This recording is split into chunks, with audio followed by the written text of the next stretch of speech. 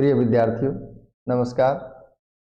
आज प्रेमचंद की कहानी पूस की रात का हम वाचन करेंगे और साथ ही इसमें कुछ ऐसे विशेष प्रश्न बनते हैं, उन पर बातचीत करेंगे। यह कहानी 1930 में प्रकाशित हुई। यह प्रेमचंद के उस दौर की कहानी है जब वो यथार्थवादी कहानियाँ लिखते थे। पूस की रात और इनकी आखिरी कहानी कफन, ये दो कहानियाँ ऐसी है जिसमें कोई ऐसा आदर्शवादी हल नहीं है। प्रत्येक कहानी में जो उस समय जो कहानियाँ लिखी जाती थी उसके अंत में सब कुछ ठीक हो जाता था, जिसको हैप्पी एंडिंग बोलते हैं।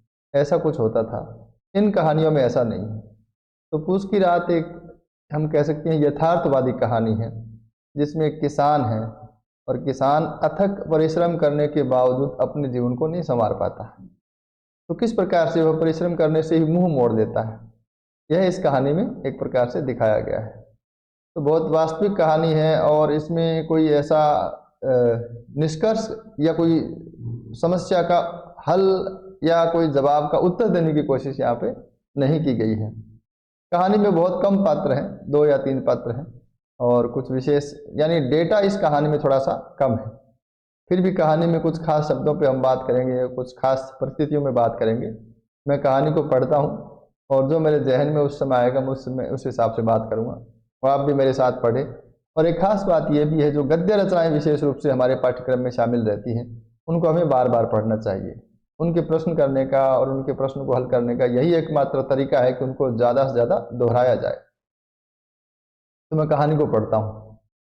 हल्कू ने आकर स्त्री से कहा, सहना आया है, लाओ, जो रुपए रखे हैं उसे दे दो, किसी तरह गला तो छूटे। मुन्नी झाड़ू लगा रही थी। अब तक कहानी में आपको 2 पात्रों से परिचय हुआ है। हल्कू और मुन्नी का यहाँ पे वार्तालाप है। तो कहानी की शुरुआत है वो संवाद शैली से हो रही है।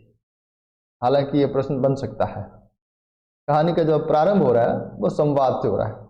कहानी का प्रारंभ किसी भी प्रकार से हो सकता है, कोई नैरेटिव से हो सकता है। जैसे कई बार मौसम या वातावरण की बात करते हुए कहानीकार कहानी को प्रारंभ करता है, रात का समय था, बरसात का समय था, इस प्रकार से भी कहानी की शुरुआत की जाती है।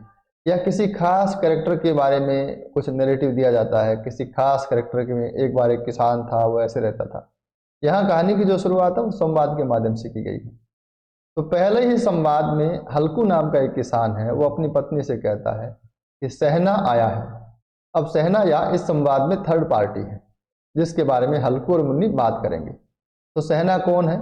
सहना जमींदार है या साहूकार है? कुल मिलाकर वह ब्याज पर पैसे देने का काम करता है। तो हल्कू सहना का कर्जदार है और सहना अपना कर्जा लेने के लिए हल्कू के पास आया है। तो हल्कू अपने घर में आके अपनी पत्नी से कहता है कि सहना आया है, लाओ, जो रुपए रखे हैं उसे दे दूं, किसी तरह गला तो छूटे। गला छूटने का मतलब है कि वो बिना पैसे लिए तो जाएगा नहीं, तो जो पैसे घर में रखे वो मुझे दो, उसको दूं ताकि वो यहाँ से रवाना हो। मुन्नी हल्कू की पत्नी है, ये दूसरा पात्र है जिसका नाम आपके सामने आया है।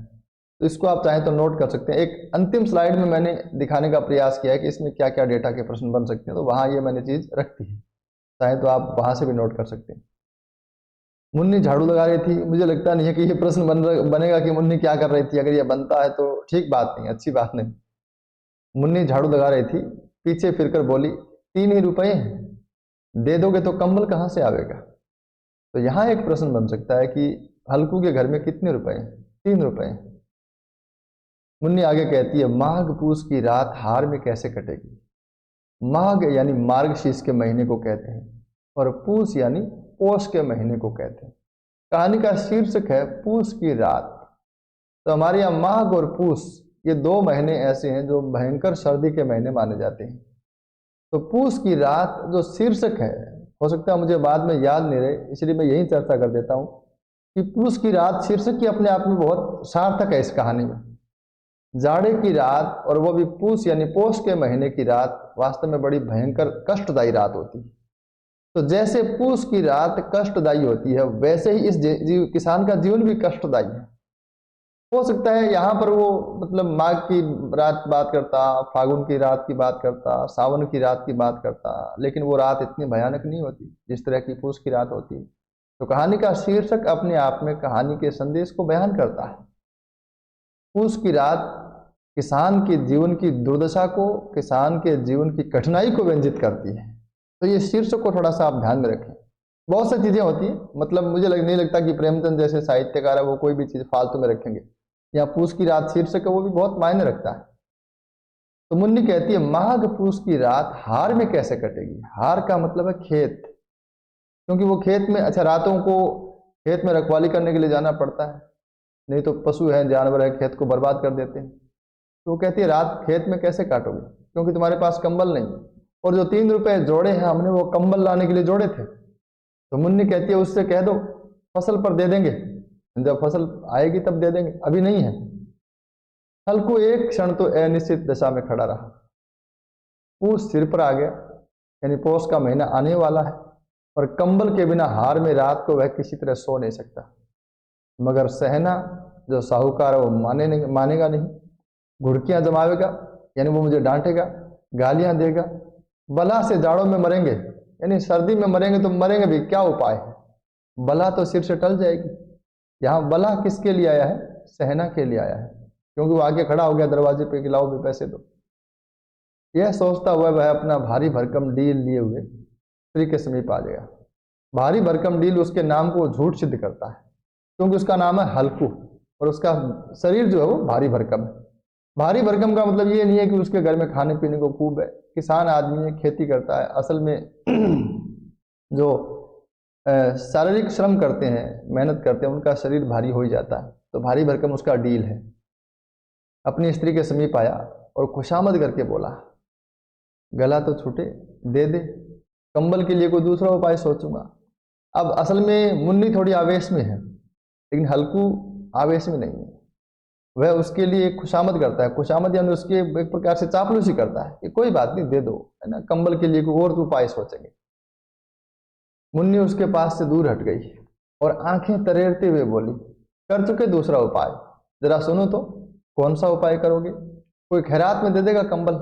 खैरात का मतलब है दान। चाहो तो आप इन शब्दों को नोट कर सकते हो, लिख सकते हो उनका अर्थ। कोई खैरात में दे देगा, न जाने कितनी बाकी है। मुन्नी मतलब आवेश में आकर कहती है कि न जाने कितनी बाकी है, पता नहीं इसका कितना कर्जा बाकी रह गया जो किसी तरह चूकने ही नहीं आती। मैं कहती हूँ तुम क्यों नहीं खेती छोड़ देते, मर मर के काम करो, उपज हो जाए तो बाकी दे दो। बाकी शब्द का मतलब है उधार। न जाने कितनी बाकी है, यानी इस सहना का पता नहीं कितना उधार बाकी है जो किसी तरह चूकने में नहीं आता। तो मुन्नी कहती है तुम क्यों नहीं खेती छोड़ देते, मर मर के काम करो और उपज होता है तो उधार में दे दो। चलो छुट्टी हुई, बाकी चुकाने के लिए तो हमारा जन्म हुआ है, यानी लोगों के उधार चुकाने में हमारा जन्म हुआ। ये जो संवाद है यहाँ पर, यह उस समय की साहूकारी व्यवस्था पर चोट करता है। एक कहानी प्रेमचंद की ऐसी और भी है जिसका नाम है 1.25 सेर गेहूं। एक किसान है, वो किसी साहूकार से 1.25 सेर गेहूं कर्ज लेके आता है बोने के लिए, और उसकी जिंदगी बीत जाती है, वो 1.25 सेर गेहूं का कर्जा उतार नहीं पाता, क्योंकि मूल से ज्यादा ब्याज हो जाता है। बस इसी व्यवस्था की ओर ये संवाद इशारा कर रहा है। तो मुन्नी कहती है बाकी चुकाने के लिए तो हमारा जन्म हुआ। ये व्यंग्य है कि हमारी पूरी जिंदगी इस उधार चुकाने में बीत जाएगी, इसलिए तो हम पैदा हुए। हम पैदा हुए तब हमारे ऊपर कर्जा था, और मर जाएंगे तो कर्जा छूटेगा नहीं। पेट के लिए मजदूरी करो, ऐसी खेती से बाज आए। मैं रुपए न दूं, नहीं दूंगी। हल्कू उदास होकर बोला, तो क्या गाली खाऊं? अगर तुम पैसे नहीं दोगे तो वो गालियां देगा। मुन्नी ने तड़प कर कहा। अब जब हल्कू ने कहा कि तो क्या गाली खाऊं, तो मुन्नी को भी दया आ गई। तो मुन्नी ने तड़प कर कहा, गाली क्यों देगा, क्या उसका राज है? हालांकि यह सवाल उसने पूछ तो लिया, लेकिन मुन्नी भी जानती है कि वो अगर पैसे नहीं दिए तो वास्तव में गालियां देगा। मगर यह कहने के साथ उसकी तनी हुई भौहें ढीली पड़ गई। भौहें हमारे शरीर का एक ऐसा अंग है जो हमारे मनोभाव को दर्शाती है। असल में भौहें, रीति काल के कवियों ने पता नहीं कितनी कविताओं में भौहों की बात की है। तो भौहें का तन जाना, भौहों का टेढ़ा हो जाना, भौहों से संकेत करना, तो काफी एक मतलब काम आने वाला अंग है ये। बॉडी पार्ट, कुछ ऐसे बॉडी पार्ट है हमारी बॉडी में जो हमारे भावों को दर्शाते हैं, जैसे आंखें हैं, चेहरा है। कुल मिला के हमारा जो चेहरा है, और चेहरे के ऊपर जितनी चीजें हैं, है ना, चाहे वो आंखें हैं, चाहे भौहें हैं, या होठ हैं, या पूरे चेहरे का रंग बदलता है, ये सब भावों को दर्शाते हैं। हमारे अंदर जो कुछ चलता है, हमारा, मैं हमेशा कहता हूँ कि हमारा जो हृदय है वो एक प्रकार से CPU है ना, कंप्यूटर का। और हमारा जो चेहरा है वो उसका मॉनिटर है। तो उसकी तनी हुई भौहों का ढीला पड़ने का मतलब है वो भी पस्त हो गई, वो भी हार मान लेती। हल्कू के उस वाक्य में जो कठोर सत्य था वह मानो एक भीषण जंतु की भांति उसे घूर रहा था। वह जानती थी कि हल्कू सही कह रहा है कि पैसे नहीं दिए तो वो गालियां देगा। उसने जाकर आले पर से रुपए निकाले और लाकर हल्कू के हाथ पर रख दी। फिर बोली, तुम छोड़ दो अब किसे खेती, इस बार से तुम खेती छोड़ दो। देखो यहाँ बात हो रही है किसान की, और किसान के बारे में एक बात 2 बार आ गई अब तक कि तुम खेती छोड़ दो। इसका मतलब खेती एक प्रकार से घाटे का सौदा इस देश में माना जा चुका है, और खेती करने से किसी का जीवन सुधरेगा नहीं, क्योंकि साल भर मर मर के काम करो और फिर साहूकारों का, बाजार का, मतलब जो जो व्यापारी हैं उनका पैसा चुकाओ और उसके बाद में कुछ बचता नहीं। तो इसलिए कहती है, फिर बोली तुम छोड़ दो अब किसे खेती, मजदूरी में सुख से एक रोटी तो खाने को मिलेगी। असल में खेती करने का एक खास, खेती करने पर जो सवाल उठ रहे हैं उसका एक कारण और भी है कि जब खेती की जाती है, जब बोई जाती है तो उसके लिए बीज लाओ, है ना, खाद लेके आओ, यानी उसमें खर्चा करना पड़ता है। पहले मजदूरी में खर्च नहीं करना पड़ता। तो किसान को कर्जा कब होता है, ये हल्कू कर्जदार कब हुआ होगा, जब उसने खेत बोया होगा, तब उसने खेत में पैसे जो लगाए होंगे उससे उसके कर्जा हुआ होगा। तो शायद मुन्नी कहना चाहती है कि खेती छोड़ देंगे तो मजदूरी में जितने आएंगे उतने अपने होंगे, है ना, 2 रुपए 2 रुपए जो भी आएंगे वो अपने ही होंगे उसमें, क्योंकि वहाँ इन्वेस्टमेंट नहीं है बिल्कुल, जबकि खेती में पहले इन्वेस्ट करना पड़ता है, उसके बाद में पैसे आते हैं। इसलिए वो कहती है मजदूरी में सुख से एक रोटी तो खाने को मिलेगी और किसी की धौंस तो नहीं रहेगी। अच्छी खेती है, मजदूरी करके लाओ और वह भी उसमें झोंक दो। खेती ऐसी है जो मजदूरी करके लाओ वो भी पैसा उसमें लग जाता है। देखो असिंचित जो खेती होती है, जिसको बरानी खेती कहते हैं, वहाँ बहुत बार ऐसा होता है कि जो बरसात पर निर्भर होती है, अगर खेती में ठीक से बरसात नहीं हो तो जो पैसे उसमें हमने लगाए वो भी डूब जाते हैं, है ना। आप बिल्कुल, मुझे लगता है कि सभी विद्यार्थी गाँव से तो इतना जानते हैं कि जब बरसात नहीं हो तो जो बीज बोया है ना, जो भी उसमें निराई गुड़ाई, जो भी उसमें कोई ट्रैक्टर चलाए, कुछ भी चला है, तो वो पैसा भी उसमें डूब जाता है। तो कहती है मजदूरी करके लाओ वो भी खेती में झोंक दो, उस पर इसके धौंस, धौंस का मतलब है रोब। हल्कू ने रुपए लिए और वह इस तरह बाहर चला मानो अपना हृदय निकाल कर देने जा रहा हो। उसने मजदूरी से एक एक पैसा काट काट कर 3 रुपए कंबल के लिए जमा किए थे और वह आज निकले जा रहे थे। एक एक पग के साथ उसका मस्तक अपनी दीनता के भार से दबा जा रहा था। ये 4 लाइन का जो नैरेटिव, नैरेटिव को हिंदी में कहते हैं वर्णन, ब्यौरा देना। ये 3 लाइन का जो एक ब्यौरा है, एक सीन है कि वह पैसा लेकर जा रहा है और पैसे लेते समय वो इतना हताश और निराश है। ये 3 लाइनें ये बता रही है उसके जीवन की व्यवस्था को, उसके जीवन की दीनता को, हीनता को, निराशा को दर्शा रही। तो भारी कदमों के साथ उसको पैसे देने जा रहा है और जैसे जैसे वह एक एक कदम आगे बढ़ा रहा है उसका मस्तक अपनी दीनता यानी अपनी कमजोरी, अपनी हीनता के भार से दबा जा रहा है। हालांकि यहाँ ये भी लिखे हैं, जैसे ऊपर वाला दृश्य एक है फिर नीचे दृश्य 2 है, तो ये आएंगे कुछ ऐसा, मुझे ऐसा लिखा हुआ मिला। तो मुझे लगता है कहानी में कोई ऐसा प्रश्न बन सकता है इसमें कितने दृश्य हैं। हालांकि इसमें दृश्य बदल जाते हैं, ये मैंने चेक किया कि जो नंबर लिखे हुए हैं क्या उसी के हिसाब से दृश्य है, तो ऐसा है नहीं, इसमें दृश्य ज़्यादा है। फिर भी इसमें 4 तक लिखे हुए हैं, तो कल को कुछ ऐसा आ जाए कहानी कितने खंडों में या कितने दृश्यों में बंटी हुई, तो 4 कह सकते हैं आप। अगला दृश्य है पूस की। ये पहला जो दृश्य था वो हल्कू के घर के था, हालांकि सहना इस दृश्य में नहीं है, इस दृश्य में 2 ही लोग हैं, हल्कू और मुन्नी। अब दूसरा दृश्य है पूस की अंधेरी रात, आकाश पर तारे भी ठिठुरते हुए मालूम होते थे। हल्कू अपने खेत के किनारे ऊख यानी गन्ने के पत्तों की एक छतरी के नीचे बांस के खटाले पर अपनी पुरानी गाढ़े की चादर ओढ़े पड़ा कांप रहा था। गाढ़ा मोटे कपड़ों को कहते हैं। खाट के नीचे उसका संगी कुत्ता जबरा पेट में मुंह डाले सर्दी से कूं कूं कर रहा था। उसके साथ एक कुत्ता भी है जिसका नाम है जबरा। मुझे यही नहीं लगता कि उसका खेत क्या था, ये सब उसमें बातें नहीं आएंगी। 2 में से एक को भी नींद नहीं आ रही थी। तो यहाँ से कभी कभी प्रश्न बन जाता है, अगर मैं बनाऊं तो बना सकता हूँ, मतलब कई बार हम जैसे टेस्ट सीरीज में प्रश्न बनाते हैं तो चेक करने के लिए बनाते हैं कि क्या विद्यार्थी ने ढंग से कहानी पढ़ी होगी। तो यहाँ से एक प्रश्न बन सकता है, 2 में से एक को नींद नहीं आ रही थी, तो कौन थे वो 2? नीचे विकल्प दिया जाएंगे। ऑप्शन है ए हल्कू और मुन्नी, ऑप्शन है बी हल्कू और सहना, ऑप्शन है सी हल्कू और जबरा, है ना, इस प्रकार से ऑप्शन बन सकते हैं। तो मुझे लगता है ठीक से कहानी पढ़ेंगे तो उसका उत्तर देना बहुत आसान है। रटने की जरूरत नहीं है कि दो में से एक को भी नींद नहीं आ रही तो वो दो कौन थे, ऐसा रटना आवश्यक नहीं है। हल्कू ने घुटनियों को गर्दन में चिपकाते हुए कहा, जब सर्दी लगती है तो इस प्रकार से गर्दन को घुटनों में लगा लेते हैं। वह अपने कुत्ते से बात कर रहा है। क्यों जबरा, जाड़ा लगता है? कहता तो था घर में पुआल पर लेट रहे। पुआल यानी घास की जो एक बनी हुई है परत, उसको कहा गया। घर में पुआल पर लेट रहे तो यहाँ क्या लेने आए थे? अब खाओ ठंड, मैं क्या करूं? जानते थे यहाँ हलवा पूरी खाने आ रहा हूं मैं। दौड़े दौड़े आगे आगे चले आए, अब रो नानी के नाम को। ये बातें वो अपने कुत्ते से कह रहा है कि मैंने तो तुम्हें पहले ही कहा था कि मेरे साथ मत आओ। हालांकि ऐसा कहने से कुत्ते को फर्क नहीं पड़ेगा कोई, लेकिन वो कुत्ते से बात कर रहा है। असल में ऐसे किसान अपने पशुओं से बात करता है, अपने जानवरों से इस प्रकार से, चाहे वो बैल हो, ऊंट हो, अपने चाहे वो गाय हो, है ना, इस प्रकार से बात करता रहता है। जबरा ने पड़े पड़े दूं मिलाई और अपने कूं कूं को दीर्घ बनाता हुआ एक बार जमाई लेकर चुप हो गया। उसकी श्वान बुद्धि ने शायद ताड़ लिया कि स्वामी को मेरी कूं कूं से नींद नहीं आ रही। श्वान बुद्धि यानी कुत्ते की बुद्धि। हल्कू ने हाथ निकालकर जबरा की ठंडी पीठ सहलाते हुए कहा, कल से मत आना मेरे साथ, नहीं तो ठंडे हो जाओ। ठंडे होने के दो अर्थ हैं।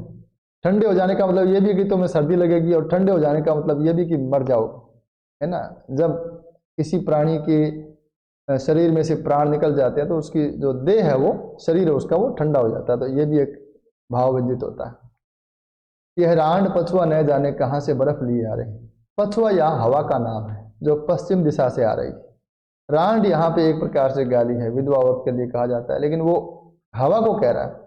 तो थोड़ा सा हल्का आवेश, ऐसा कोई क्रोध नहीं है हल्कू को, लेकिन हल्का आवेश में इस प्रकार से वो एक हल्की सी गाली दे रहा है, जो आम चीज है किसानों का यहाँ या आमतौर से गाँव में इस प्रकार की गाली देना एक आम प्रकार आम। मतलब मैंने सोचा है कि जो 10-12 साल की जो कुंवारी बच्चियां होती है वो आपस में बात करती है तो भी एक दूसरे को रांड कह देती है, जबकि उनका विवाह ही नहीं हुआ, विवाह के बाद कोई रांड होती। लेकिन ये हल्का एक अंदाज है बात करने का। तो हल्कू कहता है पता नहीं है रांड पछुआ न जाने कहाँ से बर्फ लिए आ रही है, मतलब इतनी ठंडी हवा चल रही है। उठूं फिर एक चिलम भरूं, इसी तरह रात तो कटे। 8 चिलम तो पी चुका। तो हो सकता है, मतलब मुझे लगता है ये प्रश्न तो क्या बनाएगा कोई, हल्कू कितनी चिलम पी चुका। ये खेती का मजा है। और एक एक भगवान ऐसे पड़े हैं जिनके पास जाड़ा आए तो गर्मी से घबरा कर भागे। मोटे मोटे गद्दे, लिहाफ, कंबल, लिहाफ रजाई को कहते हैं। मजाल है जाड़े का गुजर हो जाए। तकदीर की खूबी, मजूरी हम करें, मजा दूसरे लूटे। ये जो अंतिम 2 पंक्तियां हैं, इसमें पूंजीपतियों की ओर इशारा है। एक एक भगवान, अच्छा भगवान शब्द की जगह यहाँ भाग्यवान भी हो सकता था, हालांकि हमें भगवान शब्द मिला इसलिए हमने भगवान शब्द रखा है यहाँ पे। कि एक एक भाग्यवान ऐसे हैं जिनके पास अगर जाड़ा आ जाए तो जाड़े को गर्मी लगे, जिनके पास अगर जाड़ा आए तो जाड़ा भी गर्मी से घबरा कर भाग जाए, क्योंकि उनके यहाँ जाड़े को भगाने की व्यवस्था बहुत बढ़िया है। उनके पास मोटे मोटे गद्दे हैं, रजाइयाँ हैं, कंबल है। मजाल है कि जाड़े का गुजर हो जाए, जाड़े की वहां पे चलेगी नहीं। कि देखो कैसी किस्मत है, मजदूरी हम करते हैं, परिश्रम हम करते हैं, मजा दूसरे लूटे। हल्कू उठा, गड्ढे में से जरा सी आग निकालकर चिलम भरी। जबरा भी उठ बैठा। हल्कू ने चिलम पीते हुए कहा, पिएगा चिलम? तो पूछता है, जाड़ा तो क्या जाता है, जरा मन बहल जाता है। फिर अपने आप ही जवाब दे रहा वो हल्कू कि देखो चिलम पीने से कोई सर्दी दूर नहीं होती, बस थोड़ा सा टाइम पास हो जाता है। जबरा ने उनके मुंह की ओर प्रेम से छलकती हुई आंखों से देखा। हल्कू कहता है, आज और जाड़ा खा ले, आज आज सर्दी लगेगी तुझे। कल से मैं यहाँ तेरे लिए व्यवस्था कर दूंगा, कल से मैं यहाँ पुआल बिछा दूंगा, उसी में घुसकर बैठना, तब जाड़ा न लगेगा। जबरा ने अगले पंजे उसकी घुटनियों पर रख दिए और उसके मुंह के पास अपना मुंह ले गया। हल्कू को उसकी गर्म सांस लगी। ये आपस में प्राणियों का प्रेम है। असल में कुत्ता ऐसा करता है। चिलम पीकर हल्कू फिर लेटा और निश्चय करके लेटा कि चाहे कुछ हो अब की बार सो जाऊंगा। पर एक ही क्षण में उसके हृदय में कंपन होने लगा। कभी इस करवट लेटता, कभी उस करवट पर जाड़ा किसी पिशाच की भांति उसकी छाती को दबाए बैठा। पिशाच यानी प्रेत। जैसे कई बार नींद में ऐसा लगता है किसी प्रेत ने छाती दबा ली हो, ऐसा उसको महसूस होता है। जब किसी तरह न रहा गया तो उसने जबरा को धीरे से उठाया और उसके सिर को थपथपाकर उसे अपनी गोद में सुला लिया। कुत्ते की देह से जाने कैसी दुर्गंध आ रही थी, पर वह उसे अपनी गोद में चिपटाए हुए ऐसे सुख का अनुभव कर रहा था जो इधर महीनों से उसे न मिला था। यहाँ दो प्रकार की बातें हैं। देखो, एक तो ऐसा है कि जैसे कुत्ते का शरीर है वो ज़्यादा, एक प्रकार से हम कह सकते हैं, गर्म होता है, उसको सर्दी कम लगती है, और शरीर में भी एक प्रकार से हीट होती है। तो जब वो कुत्ते को अपने पास अपने गले लगाता है, अपनी गोद में चिपटाता है, तो उसको उसकी गर्मी से सुख मिलता है।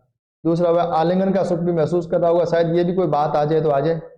जबरा शायद समझ रहा था कि स्वर्ग यही है, और हल्कू की पवित्र आत्मा में तो उस कुत्ते के प्रति घृणा की गंध न थी। यानी हल्कू को कहीं भी ये नहीं लगा कि ये कुत्ता है ना, उसको अपना ही लग रहा था वो कुछ। अपने किसी अभिन्न मित्र या भाई को भी वह इतनी तत्परता से गले लगाता। वह अपनी दीनता से आहत न था जिसने आज उसे इस दशा को पहुंचा दिया। नहीं, इस अनोखी मैत्री ने जैसे उसकी आत्मा के सब द्वार खोल दिए थे और उसका एक एक अणु प्रकाश से चमक रहा था। यानी अब वह कुत्ते के प्रति प्रेम से भरा हुआ था। अंतिम जो पंक्ति है, अनोखी मैत्री, किसकी? हल्कू और जबरा की। उसकी आत्मा के सब द्वार खोल दिए। किसकी आत्मा के? हल्कू के। आत्मा के द्वार खोल लेने का मतलब क्या है? आत्मा के द्वार खुलने का मतलब है कि वो सबको अपनाता है। ऊपर लिखा है प्रेमचंद ने कि अगर उसका कोई भाई होता तो भी वह इतनी प्रेम से उसको गले लगाता जैसे उसने कुत्ते को गले लगा लिया है। तो आत्मा के सब द्वार खोलने का मतलब है कि कोई भी प्राणी हो, सबके प्रति ऐसा ही प्रेम है। और जब कोई व्यक्ति इस तरह का हो जाए, इस स्तर की उसकी आत्मा हो जाए, इस स्तर के उसके भाव हो जाए कि वह प्राणी मात्र से प्रेम करे, तो वो एक महान व्यक्ति होता है। इसलिए प्रेमचंद कहते हैं कि इस समय हल्कू का एक एक अणु प्रकाश से चमक रहा था। यानी हल्कू में प्रेम का भाव था, इसलिए उसका जो शरीर है, उसकी जो आत्मा है, वो अणु मतलब उसका एक एक अणु प्रकाश से चमक रहा था। सहसा जबरा ने किसी जानवर की आहट पाई। यानी कुत्ते को लगा कि कोई जानवर आया है। इस विशेष आत्मीयता ने उसमें एक नई स्फूर्ति पैदा कर रही थी जो हवा के ठंडे झोंकों को तुच्छ समझती थी। यानी अब उसको लगा कि मालिक मुझे इतना प्रेम करते हैं तो मेरा यह कर्तव्य है कि कोई जानवर खेत में नहीं घुस जाए। तो वह झपट कर उठा और छपरी से बाहर आकर भूंकने लगा। हल्कू ने उसे कई बार चुमकार कर बुलाया, पर वह उसके पास नहीं आया। हार में यानी खेत में चारों तरफ दौड़ दौड़ कर भूंकता रहा। एक क्षण के लिए आ भी जाता तो तुरंत ही फिर दौड़ता। कर्तव्य उसके हृदय में अरमान की भांति उछल रहा था।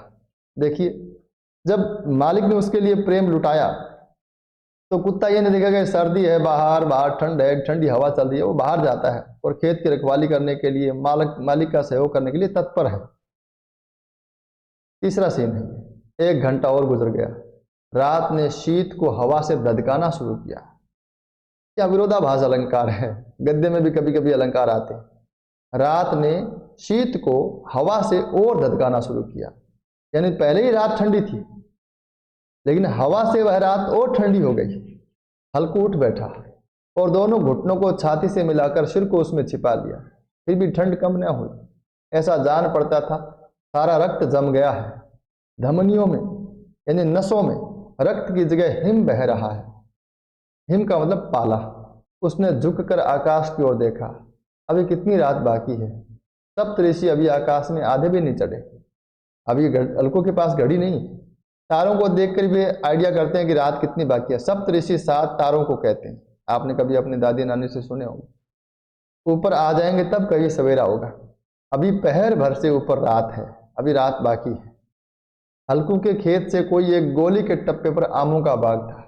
गोली के टप्पे एक दूरी है, पता नहीं गोली के टप्पे में कितनी दूरी होगी, मुझे इसका आइडिया नहीं, लेकिन ये दूरी है कि हल्कू के खेत से थोड़ी दूरी पर एक आम का बाग था। पतझड़ शुरू हो गई थी। बाग में पत्तियों का ढेर लगा हुआ था। हल्कू ने सोचा चलकर पत्तियां बटोरूं और उन्हें जलाकर खूब तापूं। रात को कोई मुझे पत्तियां बटोरते देखे तो समझ लेगा कोई भूत है, कौन जाने कोई जानवर ही छिपा बैठा हो। मगर अब तो बैठ ही नहीं रहा जाता। उसने पास के अरहर के खेत में जाकर कई पौधे उखाड़ लिए और उसका एक झाड़ू बनाकर हाथ में सुलगता हुआ उपला लिए हुए बगीचे की तरफ चला। उपला हमारे यहाँ तो छाने को कहते हैं, है ना भाई, जो पूरा गोबर का जो बनता है ना, गाय के गोबर का, भैंस के गोबर का, उसको कहते हैं थेपड़ी। और थेपड़ी का जो पार्ट होता है उसको कहते हैं छाना। हिंदी में इसका उपला ही है, दूसरा मुझे ध्यान नहीं है इसका कोई पर्यायवाची। जबरा ने उसे आते देखा तो पास आया और दुम हिलाने लगा। हल्कू ने कहा अब तो रहा नहीं जाता जबरू, चलो बगीचे में पत्तियां बटोर कर तापे, टाँठे हो जाएंगे और फिर आकर सोएंगे, या थोड़े गर्म हो जाएंगे फिर आकर सोएंगे, अभी तो बहुत रात है। जबरा ने कूं कूं करके सहमति प्रकट की और आगे आगे बगीचे की ओर चला। बगीचे में खूब अंधेरा छाया हुआ था और अंधकार में निर्दय पवन पत्तियों को कुचलता हुआ चला जाता था। मानवीकरण भी आ गया है ना, ऐसा कभी कभी नैरेटिव में आता है। वृक्षों से ओस की बूंदें टप टप नीचे टपक रही थी।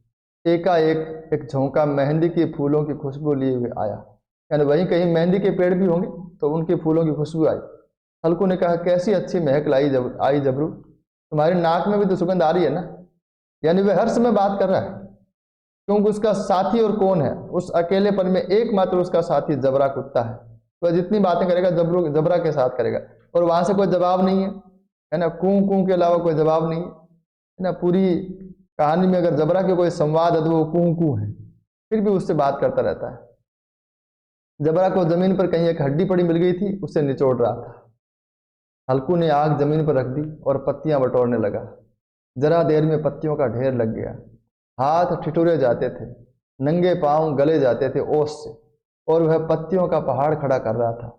इसी अलाव में वह ठंड को जलाकर भस्म कर देगा। ठंड को जलाया नहीं जा सकता है, या फिर विरोधाभास आ रहा है, लेकिन ठंड को नष्ट कर देगा।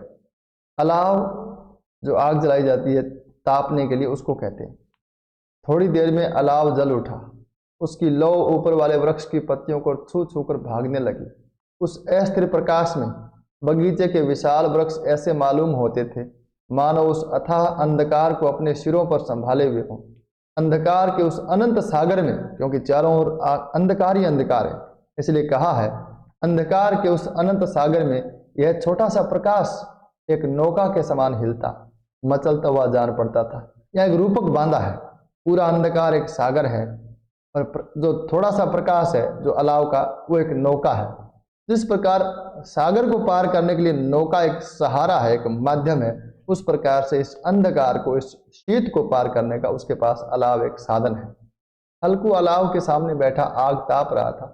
एक क्षण में उसने दोहर उतार कर, दोहर यानी उसका पास जो चद्दर है या जो भी है, बगल में दबा ली और दोनों पांव फैला दिए, मानो ठंड को ललकार रहा हो, तेरे जी में आया सोकर। ऐसा वो मन ही मन में कर रहा है। ठंड की असीम शक्ति पर विजय पाकर वह विजय गर्व को हृदय में छिपा न सकता था, है ना। उसने ठंड के ऊपर विजय एक प्रकार से पा ली थी। उसने जबरा से कहा, क्यों जबरा, अब ठंड नहीं लग रही है? जबर ने कूं कूं करके मानो कहा, अब क्या ठंड लगती रहेगी?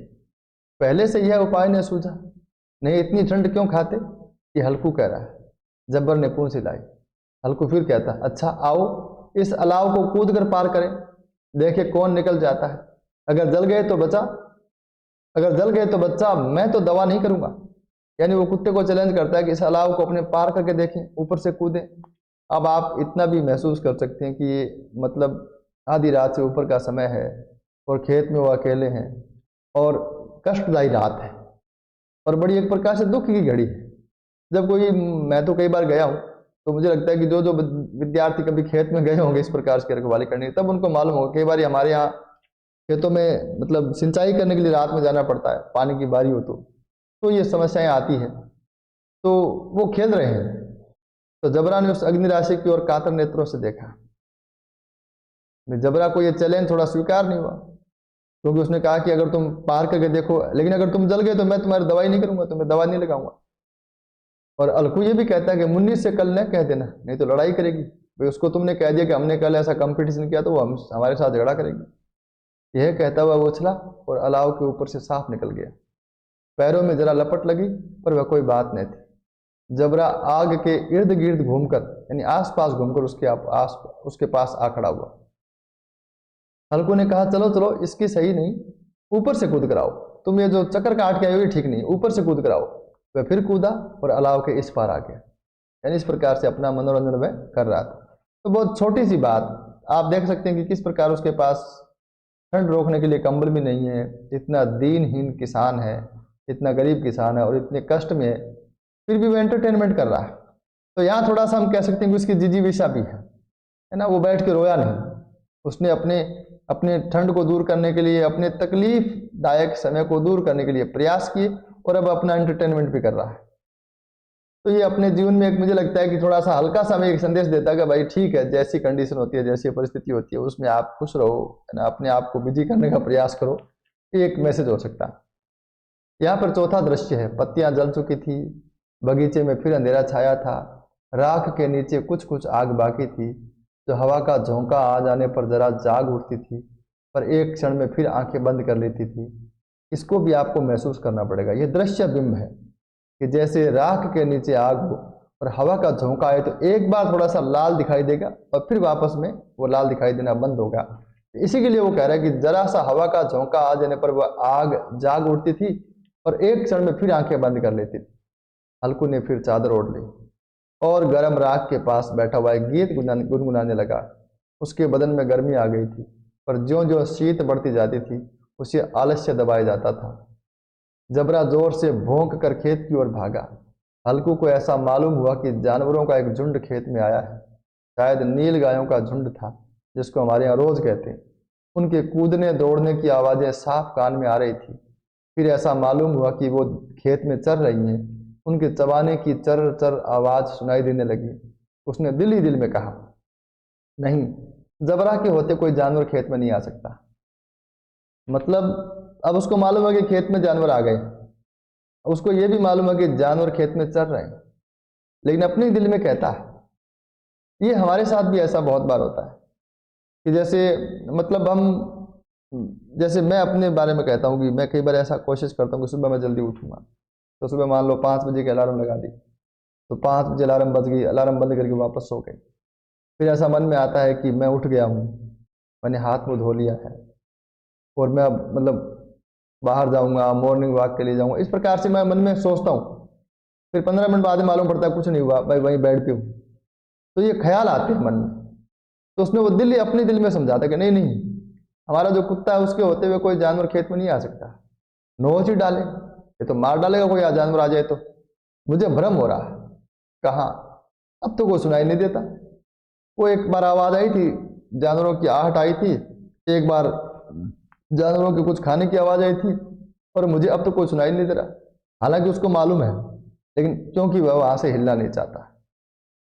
उसको इतना आलस है, और वो जो गर्मी है उसको वो छोड़ना नहीं चाहता।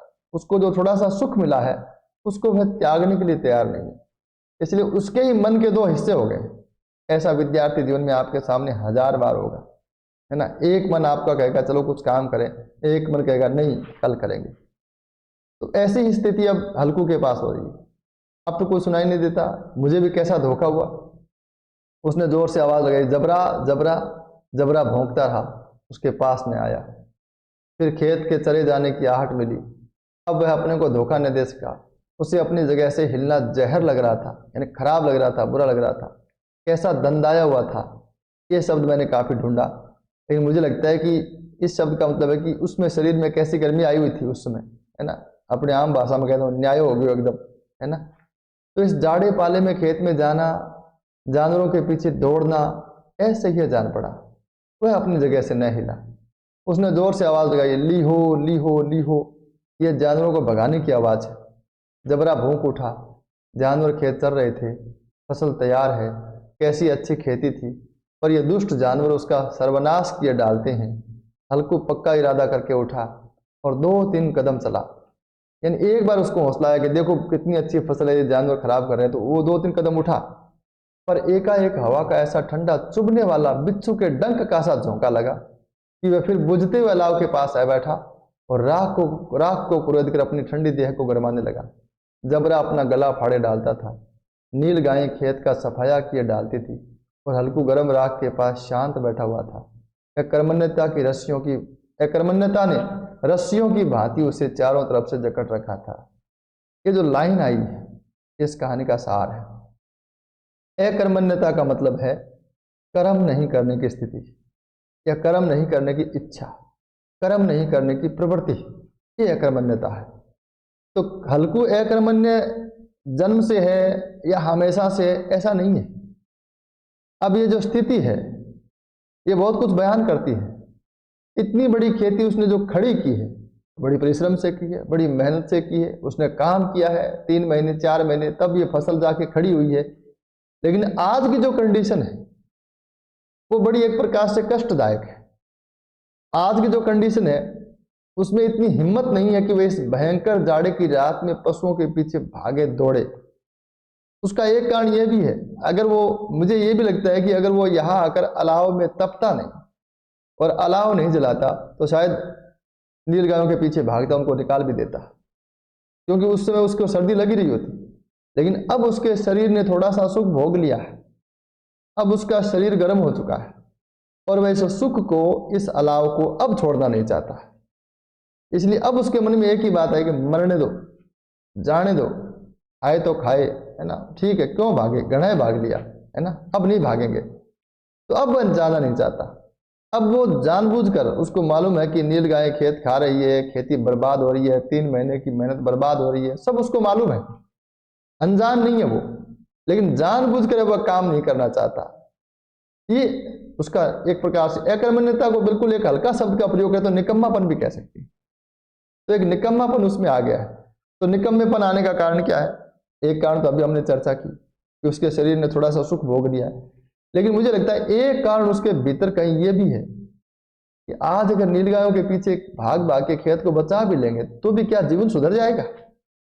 इस कहानी का एक सार ये भी है कि लाख मेहनत करने के बावजूद भी किसान की हालत में सुधार नहीं हो सकता, तो फिर क्यों करे मेहनत, है ना। मैं एक प्रोग्राम में गया था अभी पीछे, तो वहाँ मतलब पूरे देश भर के प्रोफेसर लोग आए हुए थे, तो एक कोर्स में गया था मैं।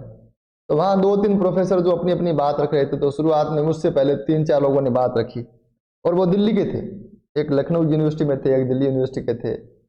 तो वो बात रख रहे हैं और वो ऐसा कह रहे हैं कि अब गाँव में वो बात रही नहीं। अब जब हम गाँव में जाते हैं, पहले हम बच्चे होते थे, इस प्रकार से गाँव में खेलते थे। एक महिला प्रोफेसर कह रही है कि मैं अपनी सखियों के संग गीत गाया करती थी, अब गाँव में वो बात नहीं रही।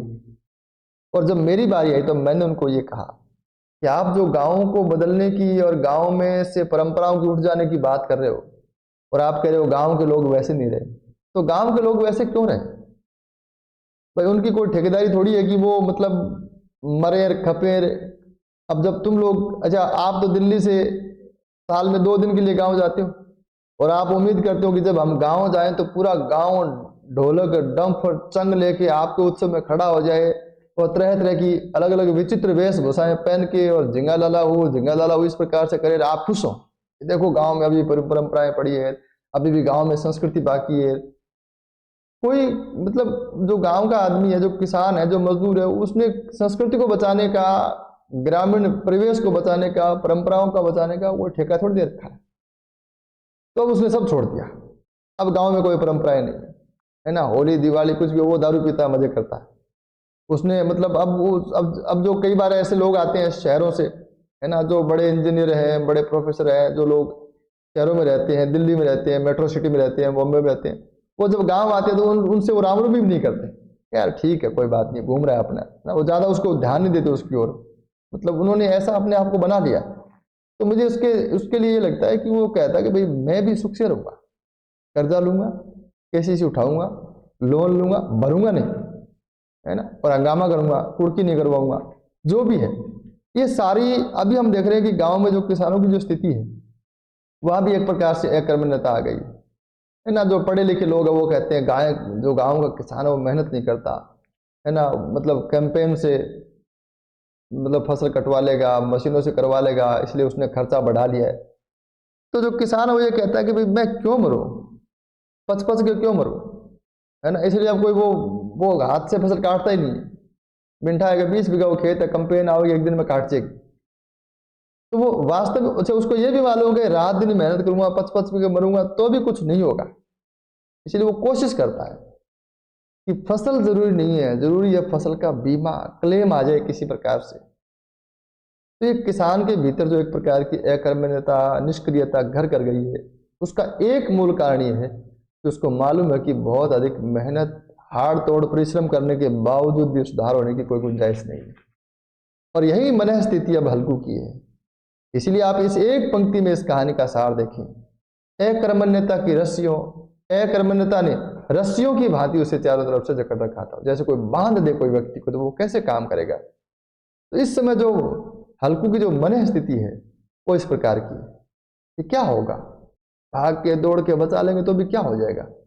इसलिए उसी राख के पास गर्म जमीन पर चादर ओढ़कर वह सो गया। सवेरे जब उसकी नींद खुली तब चारों तरफ धूप फैल गई थी और मुन्नी कह रही थी, क्या सोते ही रहोगे? तुम यहां आकर रम गए और उधर सारा खेत चौपट हो गया। हल्कू ने उठकर कहा, क्या तू खेत से होकर आ रही है?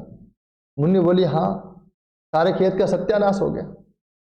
सत्यानाश हमारे यहाँ एक प्रकार से सब खत्म हो जाने को कहते हैं। हालांकि लिखा है यहाँ पे सत्य का नाश। यहाँ सत्य वो फिलोसफी वाला सत्य नहीं है। सत्यानाश का मतलब सब कुछ नाश हो जाना। सारे खेत का सत्यानाश हो गया। भला ऐसा भी कोई सोता है? तुम्हारे यहाँ मड़ैया डालने से क्या हुआ? मड़ैया का मतलब झोंपड़ी। तुम यहाँ झोंपड़ी डाल के खेत में बैठे, उससे क्या फर्क पड़ा? हल्कू ने बहाना किया, मैं तो मरते मरते बचा, तुम्हें अपने खेत की पड़ी। पेट में ऐसा दर्द हुआ कि मैं नहीं जानता हूं। यानी उसने बहाना किया। देखो झूठ भी बोला वो, है ना, उसने झूठ भी बोला क्योंकि उसको मालूम है कि अभी एक मौका ऐसा है कि अभी उसको अगर मैं ये कहूँ कि मुझे ठंड लग रही थी, मैं यहाँ अकेला ताप में बैठा था और मुझे मालूम था कि नीलगाय आ गए, फिर भी मैं उठा नहीं। मेरे सामने ही खा गए खेत, तो मुझे मालूम था खेत खा रहे हैं, फिर भी मैं गया नहीं। अगर वो ये कहते तो झगड़ा होगा। इसलिए वो कहता है मैं तो मरते मरते बचा। ये भी एक तरीका है सहानुभूति बटोरने का। जब हम किसी आदमी को किसी काम का ओढ़ दें कि तुमने ये नहीं कहा कि साहब मैं क्या करूं, मेरे तो घर में ये हालत हो गई, खराब हो गई, हमारे तो बीपी हो गई थी, वो हो गई, है ना, तो ऐसा वो करता। तो ये उसने एक प्रकार से सहानुभूति बटोरने का, उस समय बचने का एक तरीका बताया। दोनों यानी पति पत्नी फिर खेत के डांड पर आए। डांड का मतलब मेड़। देखा सारा खेत रौंदा हुआ पड़ा है और जबरा कुत्ता मड़ैया के नीचे चित्त लेटा है। उसने बहुत मेहनत की है, मानव प्राणी न हो, क्योंकि वो थक के सोया है, वो हार गया है, उसने पूरी कोशिश की होगी। दोनों खेत की दशा देख रहे थे। मुन्नी के मुख पर उदासी छा गई थी खेत की बर्बादी को देखकर, पर हल्कू प्रसन्न था खेत से मुक्ति को देखकर।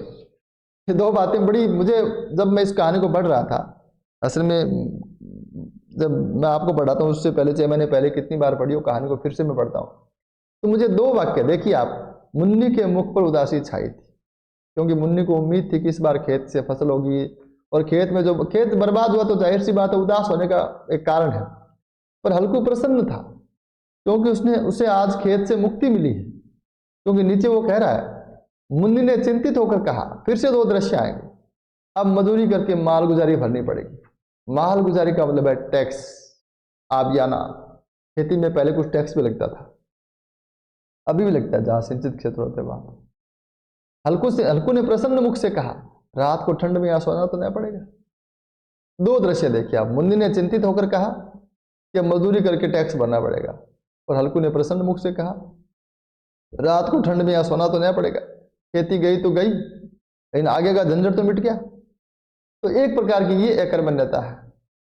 और ये एक हम कह सकते हैं कि इसको क्या कहेंगे, मतलब मूव ऑन कहते हैं इसको, अंग्रेजी में क्या, मूव ऑन करना, पलायन करना, है ना। एक पलायनवादी, ये जो अंत में जो संवाद आए, एक पलायनवादी सोच है। लेकिन पलायन करना एक मजबूरी है, और ये पलायन उसने एक दिन में नहीं किया है। अगर जितनी परिश्रम किसान करता है, हल्कू किसान करता है या कोई भी किसान करता है, उस परिश्रम का उतना उसको प्रतिफल मिल जाए तो शायद ये बात वो नहीं कहेगा। कितनी भयंकर ठंड हो, और रात को ठंड में यही सोएगा और खेत की रखवाली करेगा और नीलगायों के पीछे दौड़ के अपने खेत को बचाएगा। लेकिन कब? जब उसको अपने किए का फल मिले। ये बात कहने के पीछे कारण यही है कि लाख खपने के बाद भी जीवन में कोई सुविधा होने की संभावना नहीं है, इसलिए वो इस प्रकार की बात कर रहा है। जो पलायन उसने किया है वह उसकी नीयत में खोट है, इसलिए नहीं किया है। पलायन इसलिए करता है क्योंकि व्यवस्था उसको सही तरीके से उसको उसका हक नहीं दे रही है ना। तो ये पूरा कहानी का विषय है। तो कहानी में जो दिखाई देता है वो ये है कि एक किसान एक कठोर परिस्थितियों के सामने अपने हथियार डाल देता है और अकर्मण्य हो जाता है।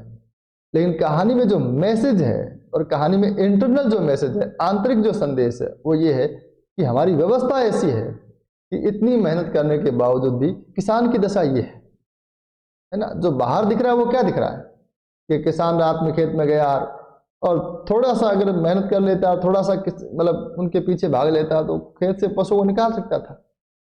ये दिखाई देता है दृश्य। लेकिन इसके आंतरिक जो भाव व्यंजित होता है जो विषय व्यंजित होता है वो ये है कि देखो एक किसान की दशा ये है ना, हाड़ तोड़ मेहनत करने के बावजूद उसके पास कंबल के पैसे नहीं। तो मुझे लगता है कहानी को आप समझे होंगे और कुछ खास शब्द जो आए होंगे उसको उनको भी आपने नोट किया होगा। थोड़ी सी बातें कहानी को लेकर मैंने नीचे लिखी है और कुछ विशेष बातें जो मुझे लगा ये नोट्स का उदाहरण है, ये नोट्स नहीं है। बार बार मेरे पास ऐसे मैसेज आते हैं कि आपने रचनाओं के नोट्स बनाए हैं क्या, गोदान के नोट्स हैं क्या, जबकि मैंने कभी अपने जीवन में नोट्स नहीं बनाए इनके, और मुझे लगता नहीं है कि रचनाओं के हम नोट्स बनाएं, है ना। मैं देखता हूँ विद्यार्थी इस प्रकार से मतलब संवाद लिखते हैं, महत्वपूर्ण कथन ऐसे लिखते हैं। छोटी 3 पेज की कहानी है, इसमें क्या महत्वपूर्ण कथन होगी, और 4 बार कहानी पढ़ेंगे तो अपने आप समझ में आएगा कथन किसका है। फिर भी एक सैंपल है आपके सामने कि इस प्रकार से आप चाहें तो कहानी का एक सार, एक शॉर्ट नोट बना सकते हैं और परीक्षा के समय उस शॉर्ट नोट को रिवीजन कर सकते हैं। तो कहानी में कुछ शब्द हैं जैसे पूस, इसका मतलब है पोष महीना, हार का मतलब है खेत, हल्कू के पास कुल 3 रुपए थे और जो उसने किसके लिए संभाल कर रखे थे, कंबल के लिए, और किसको देने पड़े, सहना को। क्यों? क्योंकि सहना उसमें कर्जा मांगता है। मुन्नी एक अलग पात्र है जो हल्कू की पत्नी है, उसके साथ एक कुत्ता है जिसका नाम है जबरा। और अनोखी मैत्री किसको कहा गया है, हल्कू और जबरा की। आम के बाग से पत्तियां बटोरी, अरहर से झाड़ू बनाई और खेत में नील गाय का झुंड आया था। कौन से जानवर का झुंड आया था ये भी मैंने इसमें लिख दिया है। यह कहानी यथार्थवादी कहानी है, जैसा कि हमने शुरुआत में बात की। आर्थिक विषमता के मारे अकर्मण्य हो जाने की कहानी है। असल में कहानी में और साहित्य में एक हमेशा इस बात की चर्चा हम करते रहते हैं। मेरी बहुत सी क्लासेस जिन विद्यार्थियों ने देखी होगी या सुनी होगी, तो ये बात मैं हमेशा कहता हूं कि साहित्य किसी एक की बात करता है लेकिन वह मुद्दा सबका उठाता है। वहां पात्र तो विशेष होता है लेकिन बात सामान्य की होती है।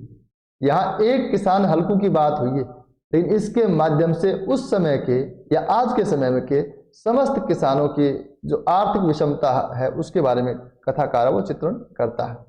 तो आर्थिक विषमता के मारे अकर्मण्य, ऐसा नहीं है कि हल्कू एक आलस के मारे अकर्मण्य हो गया, उसकी नीयत में खोट था, वह यह मेहनती नहीं था। ऐसा नहीं है कि वो मेहनती नहीं था, अगर वो परिश्रमी नहीं था या मेहनती नहीं था तो इतनी बड़ी खेती खड़ी नहीं कर पाता। वो अकर्मण्य क्यों हो गया? क्योंकि उसकी आर्थिक विषमता, उसकी आर्थिक कठिनाई, उसकी जो आर्थिक दशा है वो किसी भी तरीके से सुधार में नहीं आ रही। मुन्नी शुरुआत में कहती है कि हमारा तो जन्म ही हुआ है उधार चुकाने के लिए। नीचे थोड़ा सा और मैंने इसको एलोबरेट किया, थोड़ी सी और व्याख्या की है कि एक गरीब किसान है जो अथक परिश्रम करने के बावजूद अपने लिए कंबल नहीं जुटा पाता। इसकी बेबसी को यह कहानी व्यक्त करती है। इस कहानी का शीर्षक पूस की रात एक प्रतीक है। शुरुआत में हमने इसमें बात की थी कि पूस की रात एक प्रतीक है। पूस की रात है, असल में हम पूस की रात बराबर हल्कू का कठिन जीवन, ये कर सकते हैं, ऐसा है ना, एक सूत्र हो सकता है। पूस की रात किसके बराबर है? हल्कू के जो कठिन जीवन है, संघर्षमय जीवन है, उसको व्यंजित करता है। कहानी के अंदर महाजनों की ब्याजखोरी ये भी मतलब परोक्ष रूप से आती है। हालांकि कोई महाजन इसमें पात्र के रूप में आया नहीं, लेकिन जैसा कि सहना आया है और जैसा कि सहना के बारे में हल्कू और मुन्नी ने बात की है, उससे भी हमें सहना के बारे में थोड़ा सा मालूम पड़ा है। किसी कैरेक्टर को विकसित करने की कहानी में कुछ कई तरीके होते हैं। जैसे हल्कू और मुन्नी का जो कैरेक्टर है उसको कहानी में विकसित किया गया है घटनाओं के माध्यम से। मुन्नी का जो कैरेक्टर है वो कुछ संवादों के माध्यम से आए, जैसे मुन्नी थोड़ी उतावली है, जल्दी आवेश में आ जाती है लेकिन जल्दी शांत भी हो जाती है। हल्कू का जो कैरेक्टर है उसको कहानी में कुछ संवादों के माध्यम से क्रिएट किया गया है, उसको डेवलप किया गया, एक प्रकार से विकसित किया गया और कुछ घटनाओं के माध्यम से। लेकिन जो महाजन है उसका जो वर्णन है, उसका जो चरित्र हमारे सामने खड़ा होता है वो हल्कू और मुन्नी के संवाद से होता है। किसान के भोलेपन को भी यह व्यंजित किया गया है कि किस प्रकार से आधी रात को वो अलाव पे कूद रहा है, इधर उधर कुत्ते से बात कर रहा है। सादगीपूर्ण सोच को भी अभिव्यक्त करता है। अथक परिश्रम करने के बावजूद कंबल नहीं जुटा पाना इस बात का संकेत है कि सामान्य से सामान्य और आवश्यक सुविधाओं से भी किसान वर्ग वंचित है। बहुत मेहनत करने के बावजूद भी वह अपने जीवन की बहुत सामान्य बात उसने कंबल की है ना। वो एसी और हीटर की बात ही नहीं कर रहा है ना। वो ऐसा नहीं कह रहा कि इस बार एसी ले लेंगे, हीटर ले लेंगे, ऐसा नहीं है। वो कह रहे कंबल, है ना, बहुत सामान्य एक सुविधा है, मूलभूत आवश्यकता है। तो आप देखिए कि इतना इतना कुछ करने के बावजूद जो मूलभूत आवश्यकता है, रोटी कपड़ा और मकान। कपड़े का मतलब ये नहीं कि केवल पहनने का, ओढ़ने के लिए भी चाहिए। वो भी वो नहीं जुटा पाता। तो ये इस कहानी की एक प्रकार से व्यंजना है। तो उस समय के जो किसान थे, उस समय के जो किसानों की अवस्था थी, है ना, मुझे लगता है कि आज हालांकि थोड़ा सा अंतर आया, ऐसी बात नहीं। उस समय क्योंकि सब परंपरागत खेती करते थे, और जो महाजन है, जो सूदखोरी है, जो ब्याज का काम है, वो उतना ज़्यादा था। अब इतना ज़्यादा नहीं रह गया, लेकिन कहानी आज भी प्रासंगिक है। अगर कोई 100% खेती पर निर्भर है और इस प्रकार का किसान है जैसा कि अलकू है, तो कहानी आज भी प्रासंगिक है। ठीक है, तो मुझे लगता है कहानी में जितनी चर्चा हम कर सकते थे उतनी हमने की है। और इसके अलावा कोई और ऐसी कोई आपकी बात हो, मैं इसको, अच्छा, जितनी ऐसे वीडियो हैं, जो मैं वीडियो बना रहा हूँ आजकल, ये सारे के सारे वीडियो असल में बचे हुए पाठ्यक्रम के हैं। कुछ टॉपिक ऐसे हैं जो बच गए हैं, तो मैं कोशिश करूंगा उनमें बात करने की। हालांकि बहुत महत्वपूर्ण टॉपिक नहीं बचे, असल में ये टॉपिक मैंने कभी पढ़ाए भी नहीं, लेकिन अब विद्यार्थियों के बार बार मैसेज आते हैं, आपने पूछ की रात नहीं पढ़ाई, आपने निबंध नहीं पढ़ाए, आपने नाटक नहीं पढ़ाए। तो पढ़ाने की चीज़ें नहीं है ये। अब मैंने इसमें पता नहीं क्या पढ़ाया है ना, इस कहानी में मैंने जो बात की तो मुझे नहीं समझ में आता कि मैंने कुछ पढ़ाया है। पढ़ाने के लिए कविता होती है, हिंदी साहित्य का इतिहास होता है, काव्य शास्त्र होता है, लेकिन फिर भी कुछ बातें रह गई है, कुछ टॉपिक रह गए हैं, और जैसे पाठ्यक्रम बदला है आरपीएससी में, उस हिसाब से ये टॉपिक है। तो इनको मैं एप्लीकेशन पर भी मतलब अपलोड करूँगा, और यूट्यूब पर भी अपलोड करूँगा। तो उनको मैं पब्लिक डला रहा हूँ, क्योंकि कई विद्यार्थी ऐसे जिन्होंने पहले कोर्स लिए थे, उनकी वैलिडिटी पूरी हो गई, तो शायद वो ऐसा मुझे उलाहना दे सकते हैं, गुरुजी ने हमें नहीं बताया वो टॉपिक, तो मैं यूट्यूब पे इसको पब्लिकली अपलोड करता हूँ। ठीक है, तो आज की कक्षा में इतना ही। बहुत बहुत आभार, धन्यवाद।